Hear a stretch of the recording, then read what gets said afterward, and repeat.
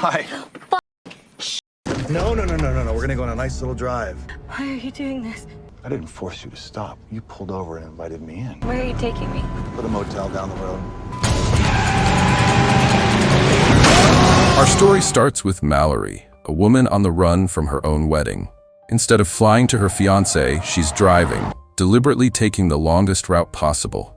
She's supposed to be getting married in a few days, but she's not sure she wants to, as there's serious tension between her and her fiancé. So much so that she's now questioning everything, even whether she should keep the ring on her finger. Just as she's about to take yet another detour, her sister Ella video calls. Ella hasn't booked her flight to the wedding yet and tells Mallory she won't until she's sure her sister is truly happy with her decision. With a forced smile, Mallory insists that she is. After the call, Mallory gets back on the road. As she drives, she listens to a voice message from her fiancé, the one that started all the tension. In it, he tells her to take good care of his car, and then cancels their Italy honeymoon for a business deal. He promises to make it up to her. But hearing the message again clearly saddens Mallory. She decides to take yet another long route, this time through a scenic canyon pass, determined to show up late. With music playing, Mallory starts to relax and enjoy the drive a bit more. But her car suddenly stalls in the middle of nowhere.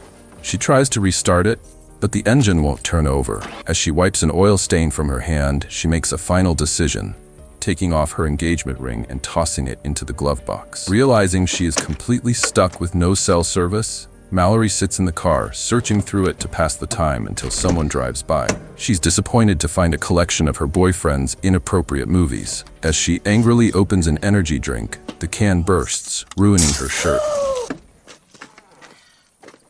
Hi. Shit. I tried calling AAA, but... Well, why don't I take a look? See what we're dealing with. Do you mind if I check the trunk? I'm Christian. Mallory. It's a very pretty name.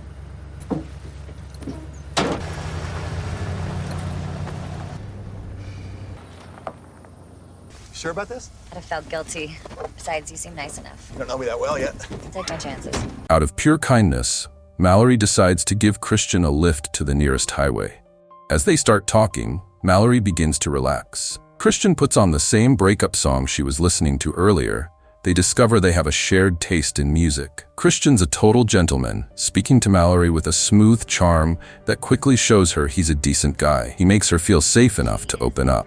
She starts telling him all about her sister, the person she's closest to. She explains how her sister got stuck in a long period of grief after they lost their parents. But now she's seeing a different guy every month and doesn't believe in marriage. Mallory is so lost in the conversation, pouring her heart out to a stranger who's an incredibly good listener, that she doesn't notice he keeps dodging all her questions. After a short drive, they reach Christian's stop. But by now, Mallory's enjoying his company so much that she offers to take a detour and drop him off at his motel. She figures it's a good excuse to take a break and grab some food. As they drive past her exit toward the motel, Christian starts to flirt. He talks about how small decisions led them to this moment, saying that fate brought them together and maybe this was all meant to be. Mallory initially shrugs it off, but over time, his comments get more and more inappropriate. She finally realizes he's not the decent guy he seemed to be. It's not that big. That mouth, I might even enjoy it. That's not funny. Get out. No. We're gonna go on a nice little drive. The door, please. Why are you doing this? You pulled over and invited me in. And even then, taking me as far as you could, you still wouldn't let me out. It doesn't seem right for you to blame me. The gas pedal's the one on the right. Where are you taking me? For the motel down the road. Don't worry, there won't be anyone there to disturb us. It's been abandoned for years. Mallory is terrified, but she forces herself to think of a way out. The constant warning chime in the car gives her an idea. Christian isn't wearing a seatbelt. She notices there's also a sharp turn coming up, and she realizes what she needs to do. God, that's annoying.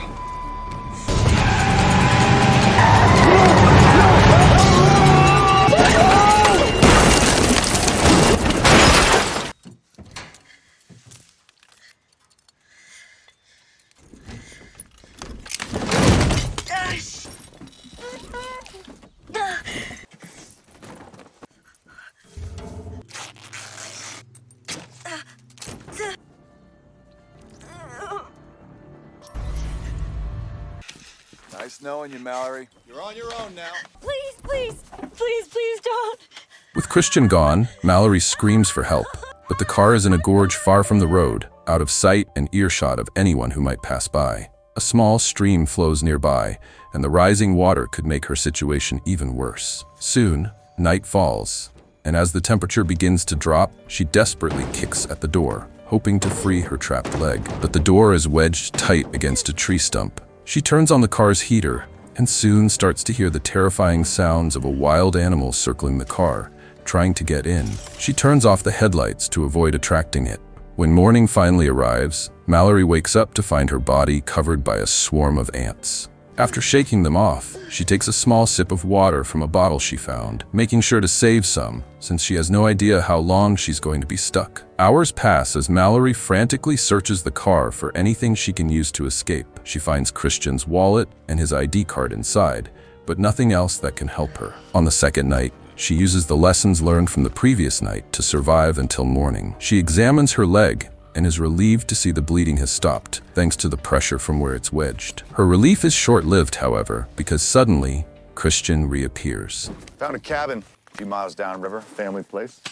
No one home, unfortunately, and no phone, but by the looks of it, someone will be back soon. Did you think I was gonna rape you? You've been reading too many stories, Mallory. If I wanted to get into that little box of yours, I wouldn't have needed to rape you.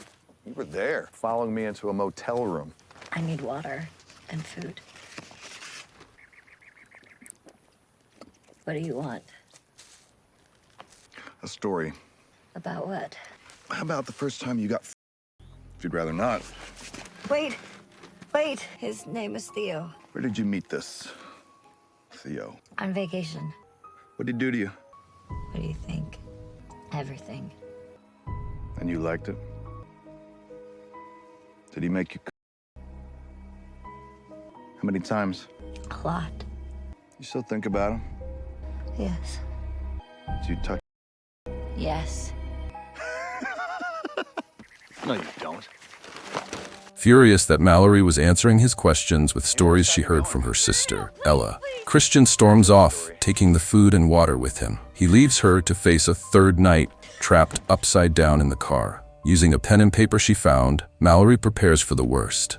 She writes a note, puts Christian's ID inside, and writes that he is the man who killed her. She instructs whoever finds it to tell Ella that she loves her, then hides the note. She turns on the heater and the radio suddenly blasts on. She slams it off and a lighter falls out.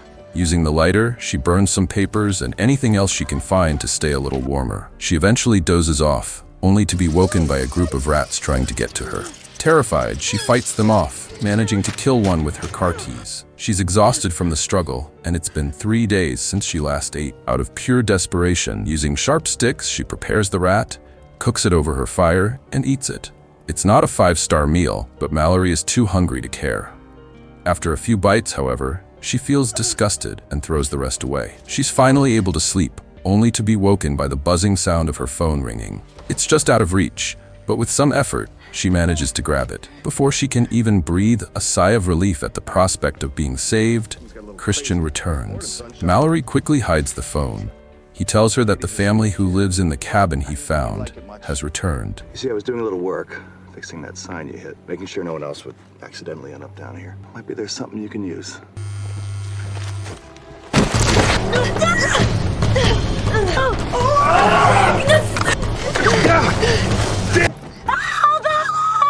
You're too late! I already called the police! No, you didn't. It's not what your phone says. No one is coming to save you. If you want out, you're gonna have to get yourself out. All depends how far you're willing to go. And what you're willing to do. Anything! Are you sure? Well, okay then. What are you gonna do? It's for you. What? That's not gonna cut through the door. Don't expect it will. No, I can't. I can't do it. Then you'll die here. But I will be back to say goodnight. Assuming you're still here. Mallory grabs the saw and tries to cut through the door, but the blade can't penetrate the thick metal pinning her leg. She already knew it was hopeless. Christian's terrible suggestion crosses her mind. Then, she throws the saw aside in frustration. It's the fourth night.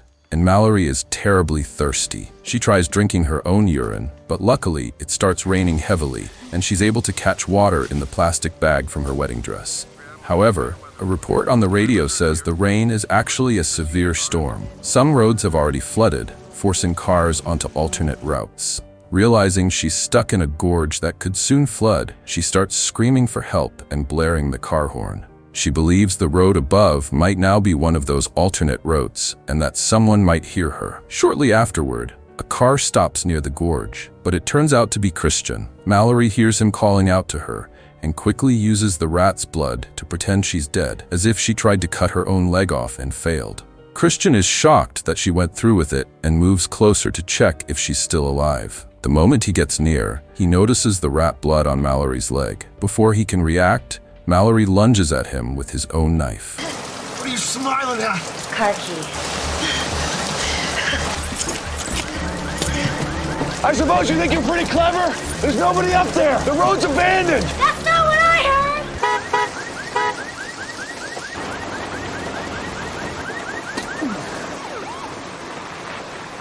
Car trouble. You know, I think I got it. You want to give it a try?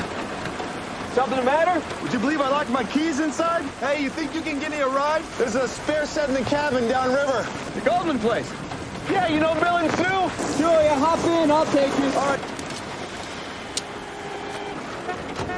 Did you hear that? Subject is Mallory Rutledge. As Christian and the officer start to leave, the officer hears Mallory blaring the car horn from the gorge. He stops to look, and just then, his car radio announces that Mallory has been reported missing by her sister. Because of shared locations, the police know Mallory was last seen here, but the storm is too loud, and the officer doesn't hear the radio message. The heavy rain makes it impossible to see anything. Christian tells the officer the storm is getting worse and they need to leave immediately. The officer agrees, and they drive away, leaving Mallory behind to face the rising floodwaters. It doesn't take long for her to become submerged. With no other choice, she picks up the saw and starts to cut through her trapped leg. Suddenly, the flood sweeps the car away from the tree stump that wedged the door shut. Her leg is freed, and the car plunges into the river. After days of being trapped upside down, Mallory finally swims out of the car to safety. She watches for a moment as the car, the one her fiancé had told her to take care of, the one that had become her cage, disappears beneath the water. Weak and exhausted, Mallory grabs a stick nearby and starts walking through the woods. Soon, she spots a cabin and hears a girl's terrified screams coming from inside. She knows it's the one Christian mentioned. Even though she's weak and in no condition to help, she decides she has to go in. As she moves forward, the stick gets caught in a bear trap, forcing her to carefully dodge other traps along the way. She spots the police cruiser,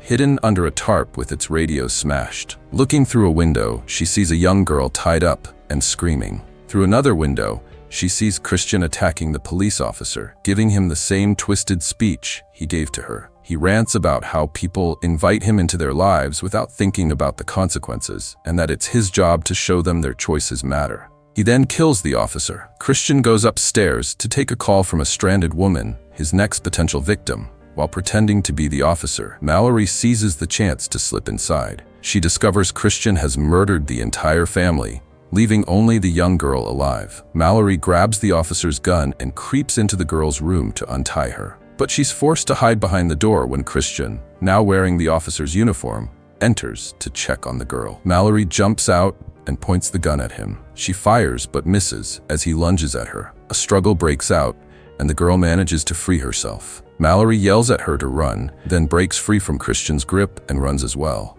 It's been a long time since I've had so much fun. I ought to thank you for that. I thought you were gonna die in there. This was how I hoped it would end.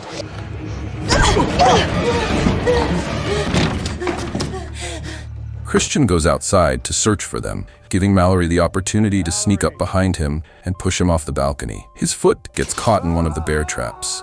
As he screams in pain, Mallory looks down at him. With cold satisfaction, she tells him the very same thing he told her after the crash. That's an awful lot of blood. I'm guessing you missed your femoral artery, because frankly, you'd be dead by now if you hadn't. But God knows what other damage you've done. It doesn't look good. Now, I'd love to stay and chat, but I gotta get going. So I'm gonna give you the same chance that you gave me. I've been thinking a lot about what you said about fate. Maybe you just got in the wrong car!